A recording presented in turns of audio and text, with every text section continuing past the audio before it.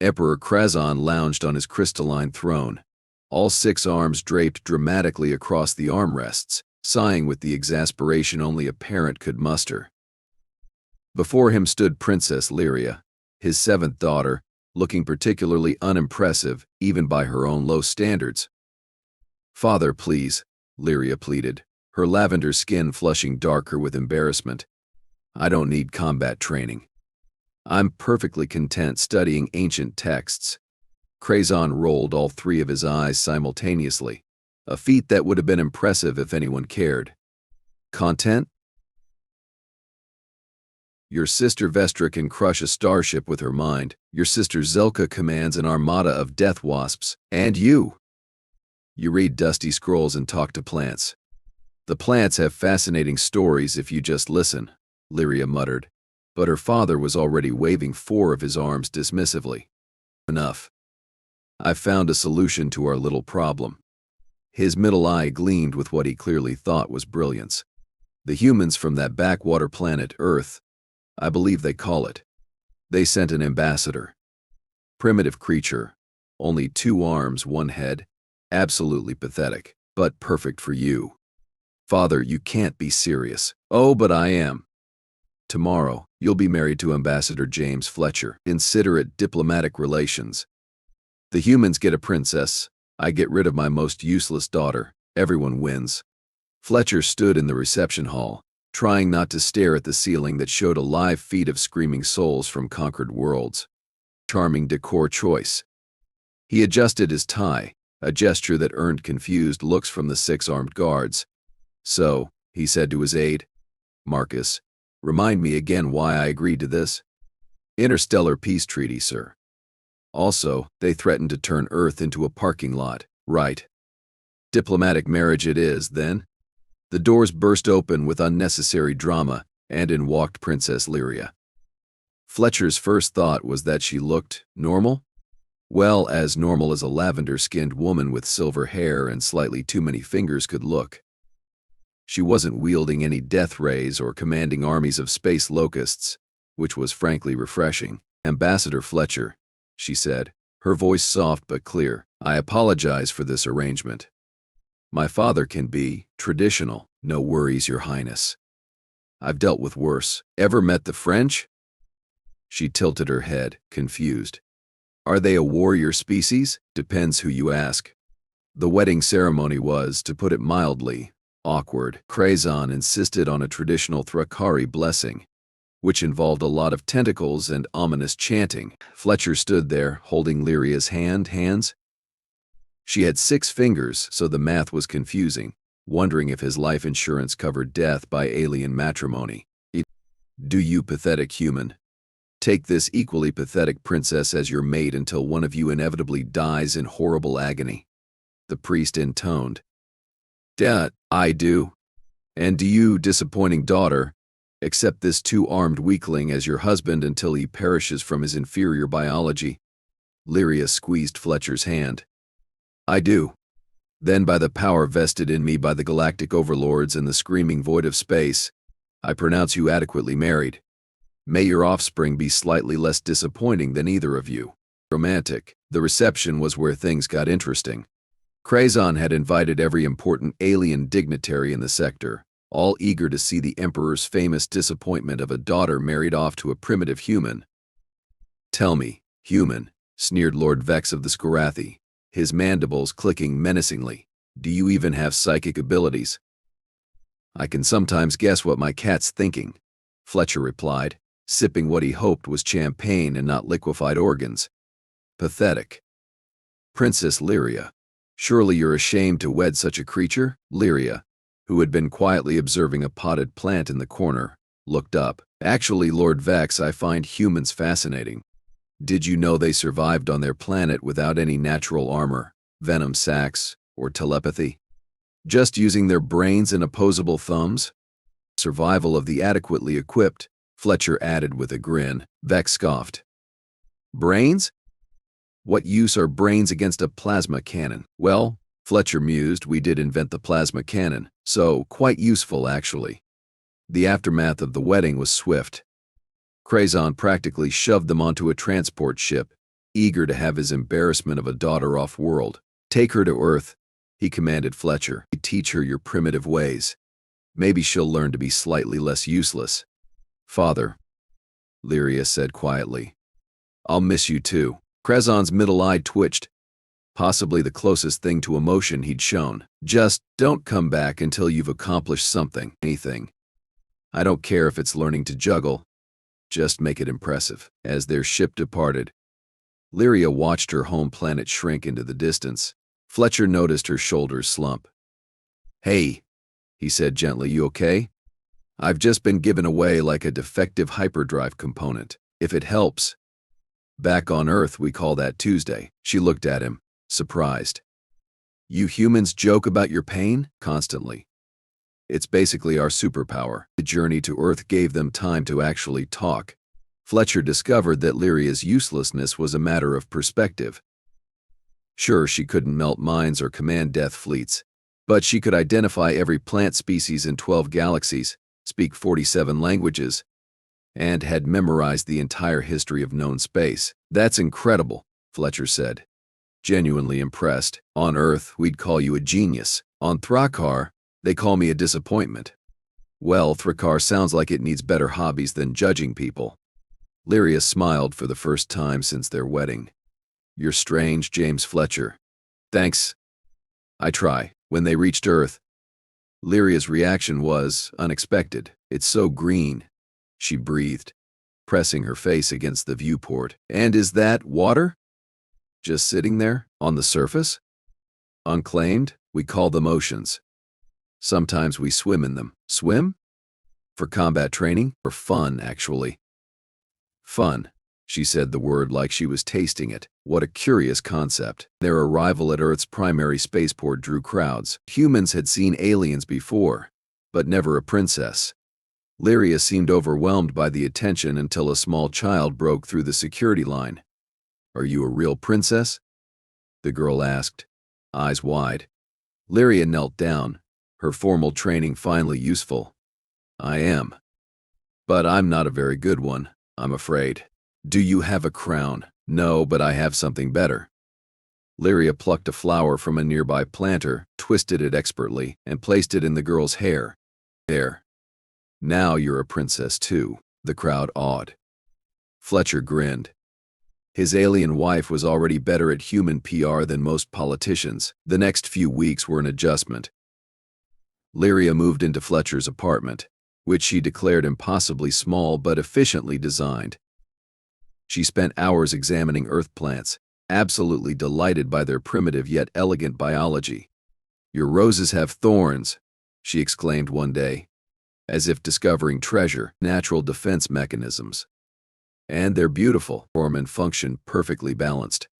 Fletcher, watching her geek out over his garden, felt an unexpected warmth. You really love this stuff, huh? On Thrakar. Appreciating beauty without purpose is considered weakness. She touched a rose carefully. But what if beauty is the purpose? Deep thoughts for a Tuesday afternoon. It's Thursday. Hey, see? You're already more human than me. The transformation began slowly. Lyria enrolled in Earth University, studying botany and xenobiology. Her professors were astounded by her knowledge and unique perspective. She started working with Earth's botanical gardens, creating hybrid plants that could survive in various atmospheres. You're creating terraforming tools, Fletcher realized one evening, watching her cross-pollinate alien and Earth species. Is that impressive? She asked innocently. Lyria, that's revolutionary. You could make uninhabitable planets livable. Oh! Father always said my plant obsession was worthless. Your father sounds like he needs glasses. All 6 eyes aren't working properly. She laughed. A tinkling sound that Fletcher had grown to love. Wait. Love. When had that happened? The first real test came 6 months later. A Skarathi raiding party attacked Earth's moon base. Traditional human weapons were ineffective against their bio-armor. I need to help, Lyria said, already heading for their shuttle. Lyria, you're not a warrior. No, she agreed. I'm a botanist, and I know exactly what plant toxin will dissolve Skarathi armor. The battle was swift. Lyria's modified spores, delivered via Fletcher's military connections, rendered the Skorathi vulnerable. Earth's forces quickly subdued them. How did you know that would work? Fletcher asked later. Remember when I said plants have fascinating stories? Skorathi destroyed the Verdani homeworld centuries ago. But Verdani flora evolved a defense, I just remembered. But your useless knowledge just saved Earth. Lyria blushed lavender pink. I suppose it did. Word of her victory spread. Suddenly, the useless princess was Earth's xenobotanical defense expert. She developed biological shields, organic weapons, and terraforming technologies that put Earth at the forefront of galactic science. But it wasn't just her scientific achievements that changed. Lyria herself transformed. The quiet, self-deprecating princess became confident, decisive. She trained with Earth's military, not because she had to, but because she wanted to understand human resilience. You know what I love about humans?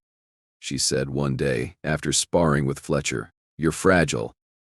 But you don't let that stop you. You just adapt. Stubborn, you mean? Beautifully stubborn.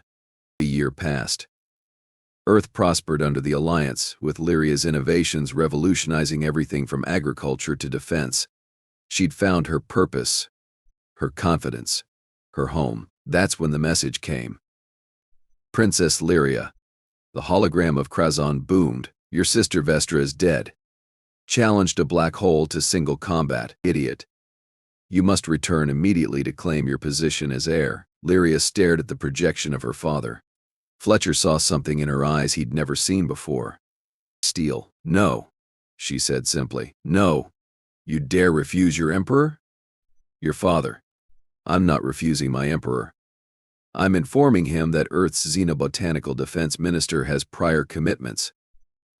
If the Emperor of Thrakar wishes to discuss succession, he can submit a formal request through proper diplomatic channels. Krazan's three eyes bulged. You can't. I gave you away. Yes, Lyria agreed. And it was the best thing you ever did for me. Now, if you'll excuse me, I have a planet to defend and a husband to have dinner with. In transmission, the hologram sputtered out. Fletcher stared at his wife with new appreciation. Did you just hang up on the Galactic Emperor? I believe humans call it ghosting.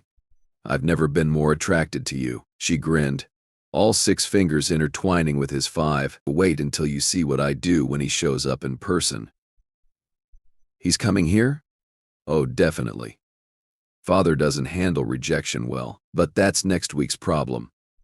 Tonight, you promised to teach me this pizza concept. Fletcher laughed, pulling her close. The useless princess who'd become Earth's greatest defender. The disappointment who'd become invaluable. The alien who'd become more human than most humans. Pizza it is, Your Highness. Just Lyria, she corrected.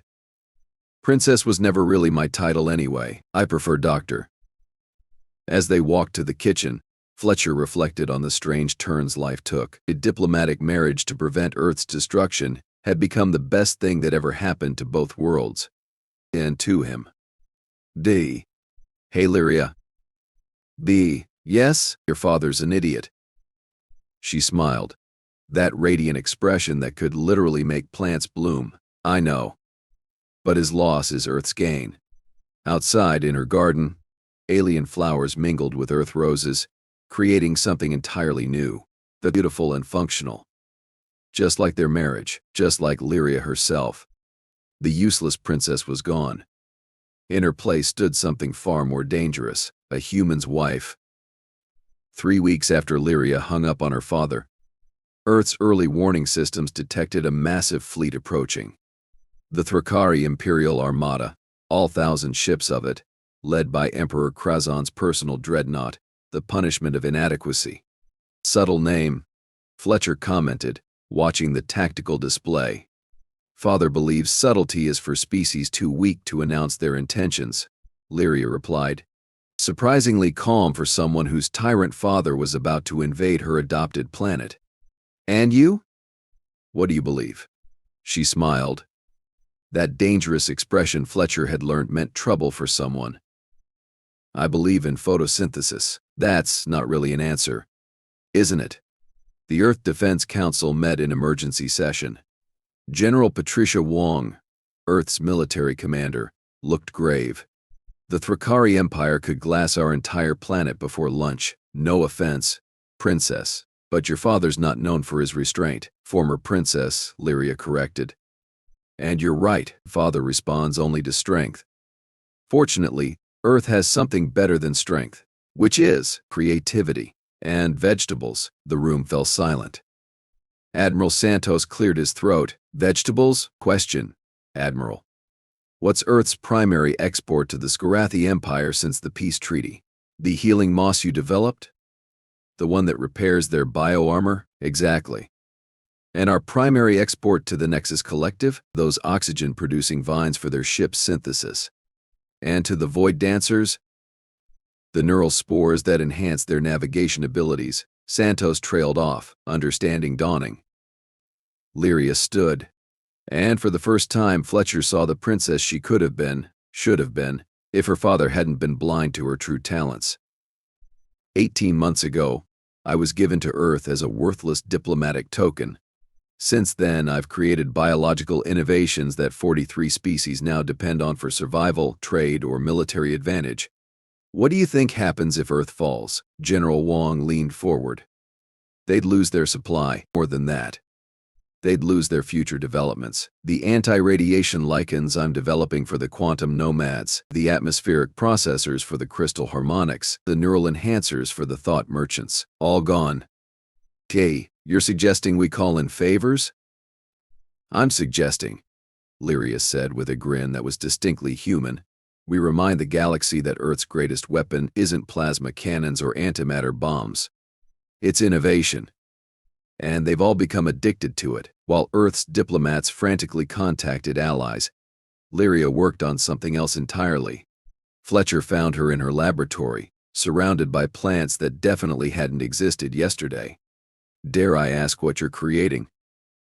Remember how I mentioned Thrakari battleships use organic components in their hull construction? Vaguely terrifying, but yes.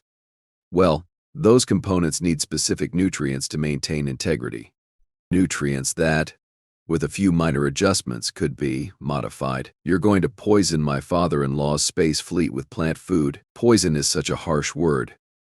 I prefer aggressive botanical reallocation of resources. Fletcher kissed her forehead.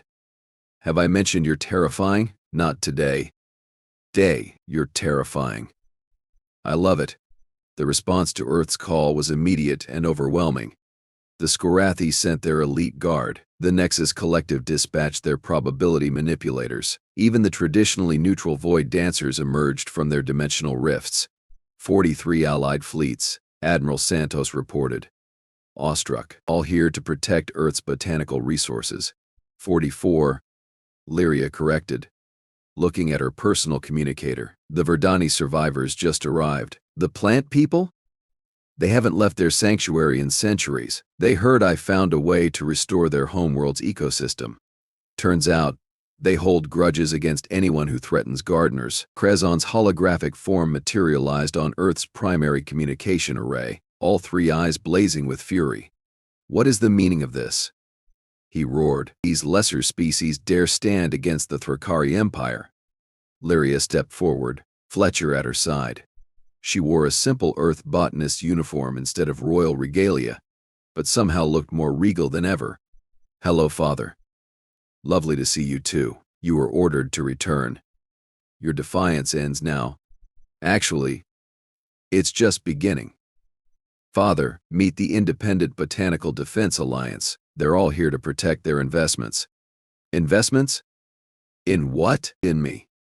The daughter you threw away. Turns out, one culture's trash is 44 cultures' treasure. Lord Vex of the Skarathi appeared on screen. Emperor Krezon, withdraw immediately, or harm Earth or Princess Lyria, and the Skarathi Empire will consider it an act of war. The Skarathi dare threaten me. More images appeared. The quantum nomads, crystal harmonics, even the mysterious deep thinkers who rarely involved themselves in material conflicts. Earth's botanical innovations have revolutionized our civilization. The Nexus Prime stated, we protect our interests. And I protect my wife, Fletcher added, stepping forward. Sir, he added belatedly, earning a snort from Lyria. Krazan's rage was magnificent to behold. She is Thrakari royalty. My daughter, my property. No, Lyria said quietly. I'm Dr. Lyria Fletcher, xenobotanist, Earth citizen. And very much not your property. I'll destroy this pathetic world. Try it, Lyria shrugged. But first, you might want to check your hull integrity. What? Alarms began blaring on Krazan's ship. Reports flooded in. The organic components in every Thrakari vessel were changing, not damaging, not destroying, but transforming into something beautiful and utterly useless for space travel. What have you done? Botany, Lyria replied simply. Your ships are all flowering, quite beautifully actually. The blues complement your hull design nicely. They'll be fully bloomed in about 6 hours. Of course, the structural integrity will be compromised, but the aesthetic value is tremendous. You used my useless knowledge to neutralize the most powerful fleet in the galaxy without firing a shot? Yes. Father, you always said I needed to be more like my sisters. Vestra destroyed things with her mind. I create things with mine. Which do you think is more powerful? The Emperor's fury suddenly shifted to something else. Beze. Pride? Calculation? Fear? Fix this. Immediately, of course. On 3 conditions. You dare negotiate with me. 1. You formally recognize Earth's sovereignty and my citizenship. 2. You acknowledge my marriage to James as legitimate. 3. You admit that botany is not useless. Never. All right. Enjoy your flower garden. I hear the quantum pirates love attacking immobilized fleets. End transmission. Wait, but Lyria had already cut the connection. Around Earth, 44 Allied fleets took defensive positions. The Verdani began singing, their bioships creating a harmony that made Lyria's garden grow wild. I think he'll agree? Fletcher asked. Oh, he'll agree. Father may be stubborn, but he's not stupid. Well, not completely stupid. And then what? He just leaves? Lyria's smile was mysterious. James, do you know what makes Earth truly special? Our charming personalities? Their diversity. Thousands of cultures, languages, perspectives, all on one world. Most species achieve unity through conformity. Humans achieved it through acceptance of differences. Meaning? Meaning Earth is about to get its first Thrakari embassy. Father doesn't know it yet, but he's about to learn what I learned. Sometimes the greatest strength comes from apparent weakness. 3 hours later, with his fleet slowly transforming into the galaxy's largest botanical garden, Emperor Krazan formally surrendered. The terms were everything Lyria demanded, plus something unexpected. Furthermore, Krazan ground out, his middle eye twitching. I request the establishment of a Thrakari cultural exchange program to better understand Earth's unique approaches to problem solving. General Wong leaned over to Fletcher. Did your wife just domesticate the galaxy's biggest bully? Looks like it. She's good with plants and emperors. The ceremony recognizing Earth's new alliances was held in Lyria's garden. Representatives from 44 species mingled among Earth roses and alien orchids. Krazan himself attended, looking deeply uncomfortable in anything but battle armor. Daughter, he said stiffly, approaching Lyria. Dr. Fletcher, she corrected gently. Dr. Fletcher. The words seemed to pain him. Your mother would have been confused by all this. Confused? She too enjoyed growing things. I thought it made her weak. Perhaps I was the weak one, too afraid to see strength in different forms. It was the closest to an apology the Emperor had ever given anyone. Lyria surprised him by taking his primary arm. Father, would you like to see the hybrid I created? It combines Thrakari iron orchids with Earth sunflowers, strong enough to survive in space, beautiful enough to make even warriors stop and stare. Krazan examined the plant with his 3 eyes. Kakrinko. Now, it's acceptable. High praise from him. Lyria beamed. Later, as the celebration continued, Fletcher found his wife on their apartment balcony, overlooking the city where human and alien architecture now mingled. Regrets? He asked. About what? Not becoming Empress of the Thrakari Empire? Lyria laughed, leaning into him. James, I already rule an empire. Every garden, every park, every place where life grows and beauty flourishes, that's my domain. What? And us? She turned, pulling him close. We're proof that the universe's best joke was making me a princess when I was meant to be a gardener. And making you a diplomat when you were meant to be my partner in creating chaos, beautiful chaos, he corrected. The only kind worth creating. Above them, ships from 44 different species maintained protective orbits around Earth, not because of weapons or threats, but because one useless princess had shown them that sometimes the smallest seed could grow into the mightiest tree. And in the garden below, Emperor Krazan of the Thrakari Empire sat cross-legged on the ground, carefully tending to a small earth rose Lyria had given him. His guards pretended not to notice their supreme leader humming a human lullaby Lyria had taught him. Fletcher pulled his wife closer. You know what this means? What? Christmas dinner with your father. Every year, forever. Lyria's laughter echoed across the city, causing flowers to bloom in window boxes and vacant lots. Worth it, she said. Completely worth it. The useless princess had become Earth's greatest defender. The throwaway daughter had forged the strongest alliance in galactic history. And the abandoned bride had found a love that transcended species, worlds, and even her father's spectacular inability to show affection properly. As for Emperor Krazan, he never admitted it publicly. But his personal chambers on Thrakar slowly filled with earth plants. His advisors whispered that sometimes, late at night, the emperor could be found asking the flowers about their days. After all, they had fascinating stories if you just listened. And somewhere in the galaxy, the legend spread of the human who married a worthless princess and gained an empire of growing things. Of the woman who conquered through creation, not destruction. Of the love that bloomed between worlds and changed the face of the cosmos. But to Fletcher, she was just Lyria, his wife. His partner. His perfectly imperfect alien who'd taught him that sometimes the best things in life came in unexpected packages, even if those packages occasionally turned war fleets into flower gardens, especially then,